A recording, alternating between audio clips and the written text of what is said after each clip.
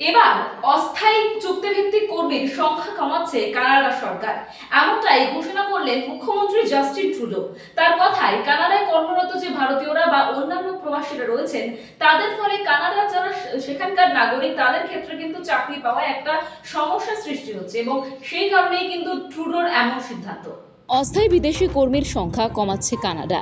বেকারত্ব উদ্বেগের মাঝে ট্রুডো বললেন নিয়ম করা হচ্ছে। জাস্টিন ট্রুডো বলেন, কানাডা এমন একটি জায়গা যেখানে অভিবাসনের ক্ষেত্রে ইতিবাচক মানসিকতা রাখা হয়।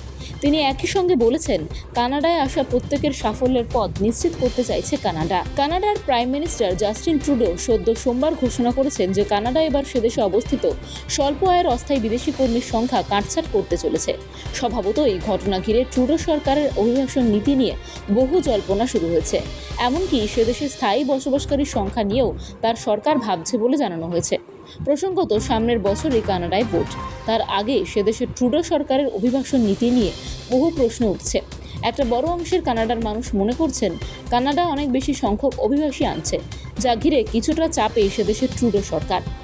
জাস্টিন ট্রুডো বলেন, কানাডা এমন একটি জায়গা যেখানে অভিবাসনের ক্ষেত্রে ইতিবাচক মানসিকতা রাখা হয়। তিনি একই সঙ্গে বলেছেন, কানাডায় আসা প্রত্যেকের সাফল্যের পথ নিশ্চিত করতে চাইছে কানাডা। উল্লেখ্য, বেকারত্ব নিয়ে বেশ কিছু উদ্বেগ কানাডায় তৈরি হচ্ছে বলে বহু মিডিয়া রিপোর্টে জানা যাচ্ছে।